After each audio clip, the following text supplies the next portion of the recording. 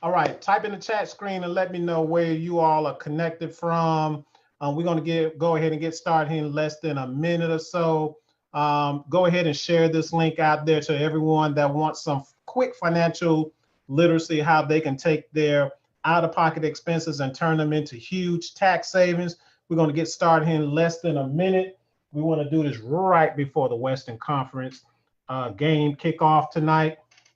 And so, but go ahead and share that out there to everyone and let us know who are you and where you're connected from, so that way I know what kind of outreach I have. We're gonna get started here shortly. All right, we're gonna get started here shortly. Thank you for jumping on in advance. Okay, thank you for jumping on in advance.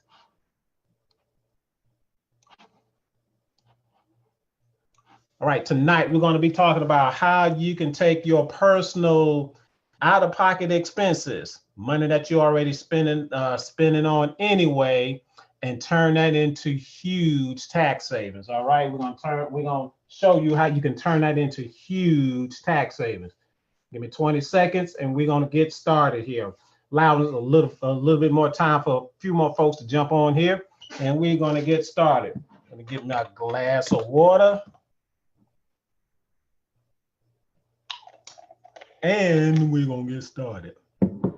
All right, you can't see me, but you can hear my voice. But for those who do not know me and just not follow me, my name is Cedric Jenkins. I live here in Montgomery, Alabama, and for 4 years now, I'm in the financial education space niche, if you will. And my whole goal in that space is to help American taxpayers lower their personal income taxes on average of 30% or more, so that way they can bring that money back into their household, right? Because what we don't know, or what most people don't know, is that a lot of your money is leaving your household due to the fact that the IRS has a tight hold on you in many ways that you probably do not realize. Last week, if you didn't see one of the videos that I did last week, I talked about one of those tight holes that the government has on you. And so tonight, this is another video series of another hole that the government has on you. And I'm gonna share some things that, even though the government has a hold on your money, but I'm gonna show you how you can take or use the same tax laws that they use against you work in your behalf. All right. So, but this is all about educating you and showing you, right? So here's what I'm going to do. Let me go ahead and start and share my screen. Give me a second here. Okay. And we're going to share the screen. Won't get started because I don't believe in wasting time. And I guarantee y'all don't like to get your time wasted either. All right. No.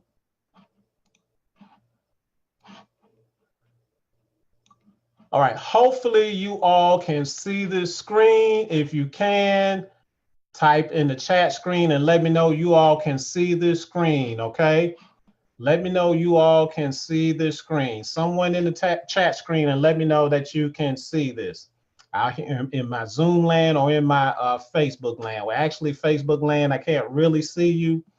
But anyone in my Zoom land, let me know that you can see my screen, and then I will go ahead and get this thing started. Okay. Let me know okay, Delencia says she can see it. All right.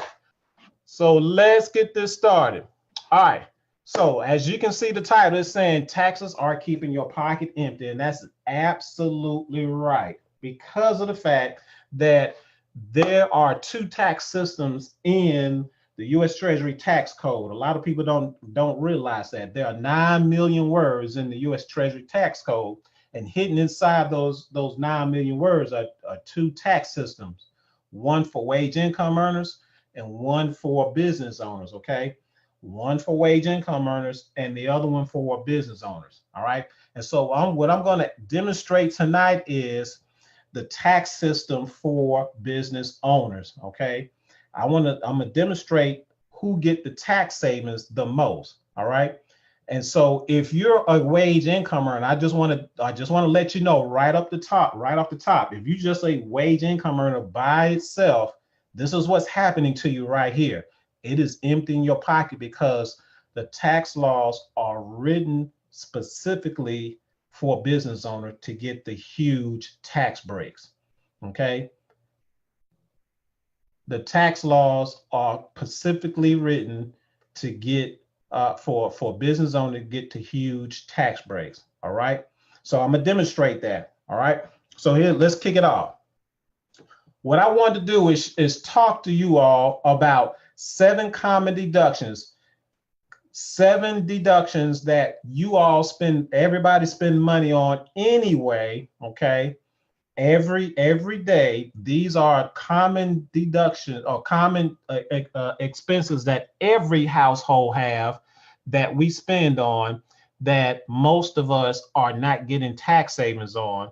But if you're a business owner, you get to deduct these expenses. All right. So here's an example. I want to demonstrate these 7 common deductions. All right. Where someone has a business and they're running their business out of the comfort of their home. All right. Now, why I'm saying out of the comfort of their home versus a brick and mortar? Well, if you're running a business out of the comfort of your home, the IRS has certain tax codes, specifically in IRS publication 465, where you get to deduct home office expenses. Okay. And so now if you run your business out of the comfort of your home, guess what you can write off? Some of the things that you see here listed. All right. But if you're running your business out of a brick and mortar, right, you can get these same deductions as long as you're at the brick and mortar. But once you leave the brick and mortar, your deduction stops. But if you're running your business from your home, you constantly can deduct these expenses. All right. So this is an example, a demonstration of a person is running a business from the comfort of their home. All right. So let's go with the first deduction or expense, which is a mortgage. This person has a mortgage. They're not renting, but they have a mortgage. All right. They have a monthly mortgage of $1,000. Now, the IRS says, okay, you're running because of the fact that you're using a certain square footage of your home, we're going to give you we're going to allow you to deduct 20% of that $1,000 that you pay, of that $1,000 that you pay in your monthly mortgage. Okay. So what that comes out to be every month in tax savings of $200. And so every year, you're saving $2,400 in tax savings for that monthly mortgage. All right. Now, ideally, the more square footage that you use for your business, the more percentage that you can deduct of that $1,000. For this example, I'm just going with $20,000. Okay. But ideally, the math is the more square footage that you use for your business, the more percentage that you can use or the IRS will give you to deduct from your mortgage. All right. Now, utilities. All right. That will include gas, water, light, things of that nature. All right. We're going to go with the same, we're going to go with the same 20%. All right. Of $500. That's combined all those utilities. Okay. Now that's going to give you every month a tax savings of $100. And so every year, that's a $1,200 tax savings. All right. Cell phone. Now look, we all in the information age, and we can clearly say that everyone has a cell phone. But guess what? If you're a business owner, right, most of us will be on our cell phone. All right. The internet. Okay, people who have internet, they design the internet to where it's mobile friendly. All right, apps, things of that nature, everything is mobile friendly. All right, because so we don't have people who sit behind their computer all the time most of the time they're behind their cell phone. So as a business owner, you can easily say that you can use your phone 85% of the time. Hey, 85% of the time, even if you're not a business owner, you're on your phone, on your cell phone most of the time. But if you're a wage income earner, guess what? You're not even deducting this cost. But if you're a business owner and you have a cell phone cost every month, guess what? You get to deduct that. Now, in this example, we're going to use 85%. All right. 85% of this monthly cost of $100 of your cell phone cost. Now you get to deduct $85 every month. So that gives you $85 tax savings every month, which comes out to be $1,020 a year. All right. Let's go to the fourth expense, which is mileage. We all put mileage on our vehicles, going to work, traveling, things of that nature. But how about if when you leave your house, you go to your W-2 job, and you also a business owner, you go to your W-2 job and you talk business, all right? And then you leave your W-2 job and come back home. Well, guess what happens? Now you just made that route or that trip tax deductible because you conducted business. Now you get to deduct the mileage that you put on your vehicle. Whereas without you having it or being a business owner, those miles are just miles, right? And you don't get any tax savings. Well, now as a business owner, if you leave your house, and anytime you leave your house and go to an alternate location and you're talking business, whether you pass out a business card or brochure, you talk to someone or meeting with someone and talk to someone about business, then now you can deduct the miles that you put on your car. So in this example, we're going to go with Uncle Sam paying an average taxpayer 56 cents a mile. All right. Well, that comes out to be actually that should be 57 cents a mile, which will be $5,700 tax savings. Okay, so that's a typo there. Instead of 56 cents a mile, that should be 57 cents a mile. All right. Now, last year, we were doing, or the government was allowing meals and entertainment, but this year, with the new tax laws, meals and entertainment was taken out. Okay, meals and entertainment was taken out. So in this example, we were saying, or last year we were saying, meals and entertainment, that's eating out, things of that nature. We were saying you can deduct 50% of that. Okay, but because in the new tax laws, the new tax law does not allow meals and entertainment as a no longer be as a tax savings. Okay. All right. So we're going to skip down to internet costs. Everybody has internet because this is an information age. All right. So we can clearly justify that we can deduct 100% of internet costs. So in this example, we have a $50 a month cost for internet. We're going to deduct 100% of that. So you're going to save $50 a month on that. And that's going to come out to $600 a year in tax savings. So when you total that all up and round it all off, all right, that's going to come out to $12,000 in total tax savings. All right. That's going to come out in total tax savings of $12,000. All right. Now, here's what's going to happen. If you're a business owner, all right, I just want you to know that you're going to save yourself 30% because wage income earners are taxed at 30%. So if you're not a business owner, you're losing 30% of your money. All right. Which means you see that plus sign next to $3,600, that if you're a wage income earner, that will be a minus sign for you because that's how much money you're losing because of the fact you don't have a way to lower your tax liability. You're using after tax dollars, you're losing 30% already. Then now you're taking after tax dollars to spend money on these expenses. whereas a business owner is saving 30% on this, and now being able to use these expenses to give them some tax savings at the end of the year, which this is why you see a plus sign next to $3,600, because that tax saving will show up in a tax refund. That's why it's a plus. So that is net.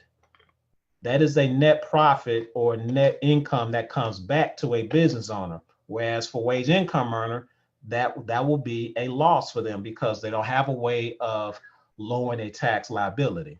All right. Now let's just say that this person just made $2,400 in the business. Well, that gives them $6,000, okay, roughly, as far as total income. They got $3,600 in tax savings, $2,400 in business income. So that gives them $6,000 back into their pocket, roughly. Okay, roughly. So what are other options that you can do to get $6,000 back into your household? Well, a lot of us put money in the bank. Well, banks typically with their products, they're only going to give you at least a bare minimum 1%, if that. I had a Region CD that was at 0.67%. So my money wasn't even maturing well, look, I barely was seeing my money maturing. But let's just say that you had your money in the bank at 1%. Well, you needed at least $600,000 in order for you to get that same $6,000 that you see on line 10. Well, if you have $600,000 at your disposal, why are we talking about strategy tonight as far as how you can take your out-of-pocket expenses and converting them into tax savings, right? I wouldn't be out here tonight trying to waste my time showing someone how to convert your lifestyle expenses into business expenses. All right. But let's just say I can go find me some at 3%. Well, you still need $200-some thousand disposable cash, right? Even though if you might go find a municipal bond or something like that maturing at 3%. All right. Well, again, if you got $200,000 disposable cash somewhere, why are we on here tonight talking about strategy? Even if you're talking about finding somewhere at 6%, do you have $100,000 at disposable cash? Okay. So this is all about using a strategy to put more money back into your pocket by leveraging the tax laws or a different tax system in order to put more money back into your pocket. And that is becoming a business owner, because the tax laws are not friendly for wage income earners. I had to learn that. Okay. I had to learn that. Even by being a six-figure income earner, right? The more money that I was making, the more money Uncle Sam was taking. And so I was sitting here scratching my head trying to figure out where most of my money was going, but I didn't understand that this 30% right here, Uncle Sam was getting that 30% through payroll deduction every paycheck, no questions asked. All right. Now I was taking whatever was left over after tax dollars and spending it on these expenses, all right, every month, trying to make the payments on these things, all right. But now I've made a shift, and we have a concept called income shifting, all right, which allowed me to get into a different tax system, to exercise the different tax laws, to where now I can I can lower my tax liability, put this 30% back into my paycheck now, pay on these expenses now, and get these tax savings now and later. Okay. That's what the tax laws allow me to do. Give me tax savings throughout the year and give me tax savings at the end of the year, and not being penalized for having a lifestyle. All right. That's what this whole webinar is about. We shouldn't be penalized for having a lifestyle, but we are if we're in the wrong tax system. I hope everyone understands that. So what I want to do is this. Talk about the different types of tax credit for individuals. So everybody see this, I hope, okay? So these are the different type tax credits for individuals. And see, this is the reason why wage income earners don't get all the tax breaks. Look at the different tax credits, all right? Look at the different tax credit. Earned income tax credit, all right? If you're earning $46,000 or more, you don't qualify for that.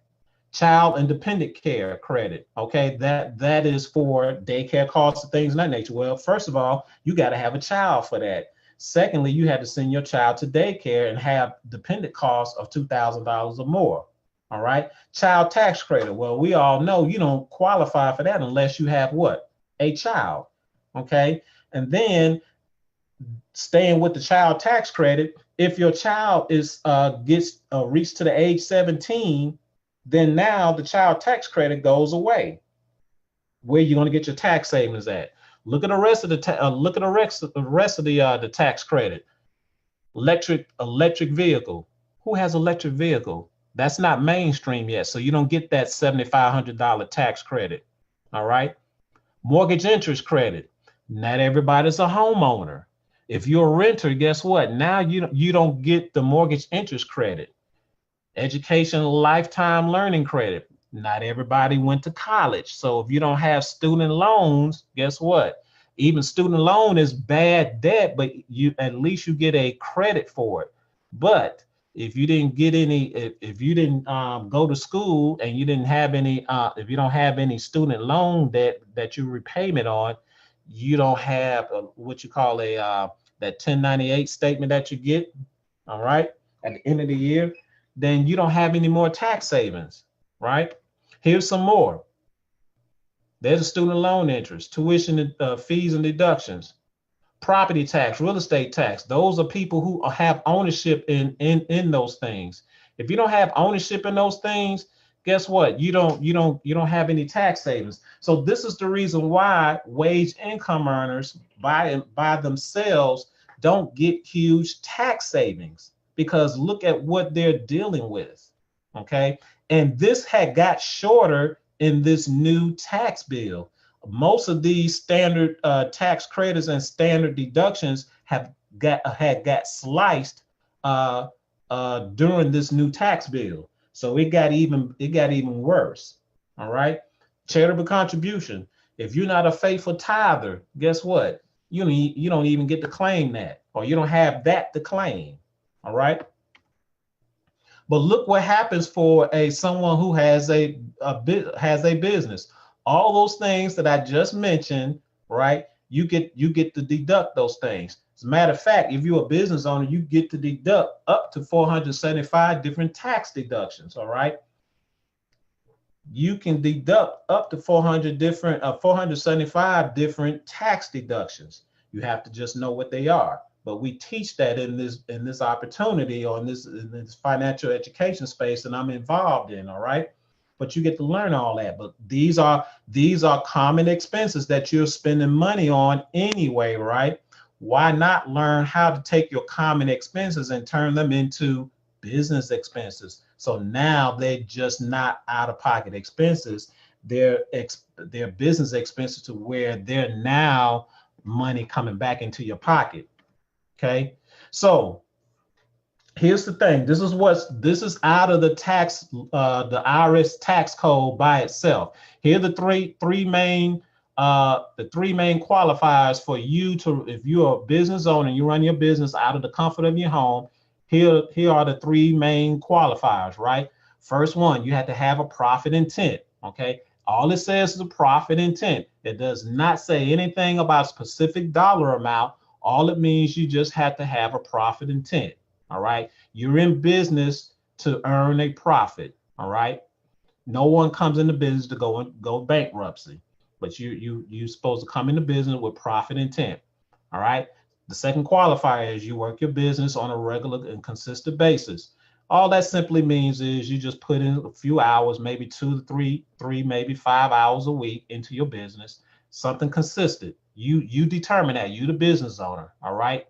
And then the last qualifier is good record keeping. This is one of the things that the government trips up all business owners, right, through an audit, as far as record keeping, because of the fact people running a business without showing proof that they have a business, right?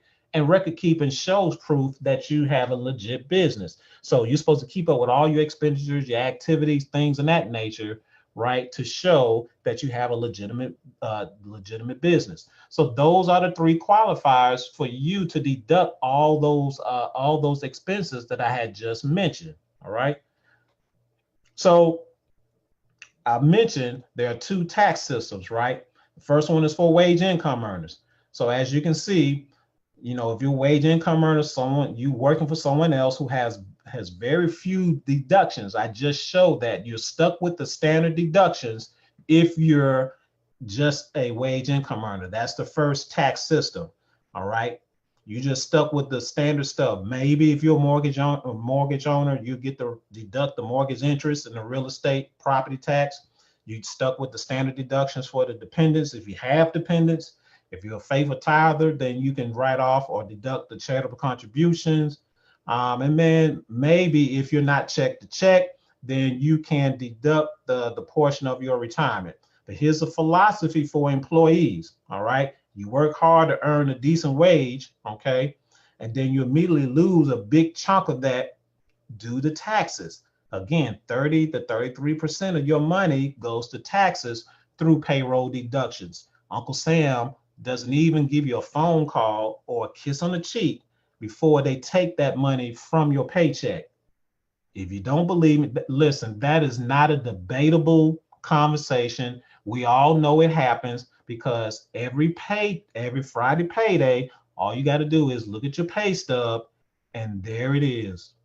That 30 to 33% is already deducted before you even get to spend it. Now I want to ask the question: who earned it, you or the IRS? Who earned it, you or the IRS? But they took 30 to 33% of your money, but they didn't earn it. Some got to give. All right. Then you have to take what's left over to go spend on your lifestyle expenses. That's the common norm right here. 80% of the American taxpayer in the one of the richest world around. That's what's happening here with 80% of the American taxpayer that's doing right now is taking what's left over after tax dollars and spending on a lifestyle. But see, in the other tax system is a whole different ball game, right? It's a whole different ball game. Business owners, they get to write off tons of expenses, which is all available to them, right? Okay. And then the philosophy is a little bit different. They earn an income from selling goods and services, all right? That's what you're in business for, right? You're selling goods and services that solves a problem. Then they spend whatever they need to operate for on their operating expenses to keep the business in good standings, and then they pay taxes only whatever is left over. See, it's different. The philosophy is different as a wage income earner, right? You earn, then you're taxed, then you spend what's left over. As a business owner, your business earn, then you spend, then you pay taxes at the end. Whole different ball game, right? Wouldn't you like to pay taxes at the end after you spend on your expenses first, right? I believe all of us would like to do that. Okay. So again, these are the different types of tax returns that you'll do at the end of the year. I'm not going to even talk about the third one, a 1040 EZ, because that really doesn't give you no tax saving whatsoever. But the top two, the 1040 Schedule A, that's for people who are wage income earners, right? And as you can see, if you're just doing a Schedule A, we call that in Ebonics short form, all right? Well, the short form only simply means you're not claiming as much because you're stuck with the standard deduction. And standard deductions only give you limited tax savings, all right? But if you're a business owner, guess what you do? You use a 1040 Schedule C, which we call it long form. Well, the long form allows you to claim all those deductions that I mentioned, those 475, possible 475 different deductions. That's where you get all the huge tax savings at. Okay. So those are the two different tax returns for those two different taxpayers. All right. So I wanted to, let me stop the sharing. Okay. So I wanted to go over that tonight and talk to everyone and show everyone that everyone has these expenses, these out of pocket expenses. All right. Everyone has these out of pocket expenses. The question is, do you want these out of pocket expenses just to be out of pocket expenses? Or do you want these out of pocket expenses to be converted to business expenses where these out of pocket expenses is coming back into your household? Okay. So we got to learn and understand and how to leverage the tax laws to our advantage. All right, y'all. That's all simply what it means. And so I want everyone to understand that the number one asset is your home. Your lifestyle expenses is your number one asset. Believe it or not. I had to learn that 4 years ago that your number one asset is your lifestyle expenses. All of us have a lifestyle expenses. All of us want a lifestyle and we have expenses for our lifestyle, but we're losing a lot of money because we're in the wrong tax system. So what I'm advocating here and empowering everyone here to understand is we have two tax systems. We have two tax systems, right? Let's get into the rightful tax system so that the tax laws will favor us to where now we'll start recouping more of our money that we're earning. Okay. So now we can start paying off some of our debt that we're swimming in every month. Because think about it. Most of us will wait to the end of the year to get that huge tax savings to knock off some of our bills. But let me ask you this. Are our bill collectors waiting at the end of the year or are they waiting every month? The answer is they looking for their money every month. So why not give them their money every month? Well, the only way to do that is to see more money come into your paycheck. Well, how are you going to put more money into your paycheck? You have to get into another tax system that's going to allow you to put more money back into your paycheck. So that way you can pay taxes at the end. Put more money back into your paycheck throughout the year, and then take some and take your expenses and leverage your expenses at the end of the year to get tax savings at the end of the year as well. All right. I've been doing this now for 4 years and I've been sharing my journey for 4 years now. I got documentations left and right. So for anyone that's here listening, hearing my voice that want to challenge that or would like to see any of my documentation as far as how much debt I eliminated, what my tax return looked like, how much of cash flow that came back to my household that allowed me to open up different investment portfolio, how much I built in my different emergency funds. Yes, my financial situation had improved greatly. Okay, since I started exercising this income shifting strategy, right? So I have some documentation to show proof of that. So if anyone wants to see that, I'll be more than welcome to share that. Some of you who I see on here now can tell you I share my journey just about every month. Every time I slice a bill, I'm sharing that. Every time I just shared my tax return here a few weeks ago. Okay. I share my tax return just about every year. All right. When I open up a new investment portfolio, I share that. All right. When I'm increasing my cash flow as far as putting money in my emergency fund or things of that nature, I'm sharing that because I want people to understand I'm common just like you all. Right. I'm no different than anyone else. The only thing that's different between me and you is a decision that I made, right? And that is I wanted to fix my finances. It is not how much money I make. See, people tend to think that say, well, you're doing it because you're a six-figure income earner. But what they didn't realize, I was jacked up financially. It's not a matter of how much money I make, it's how much money I'm able to keep. And if you're not able to keep your money, guess what's happening? You're paycheck to paycheck. Now you're on that rat race. And now when you're on that rat race, Now you're not able to pass down anything to your kids.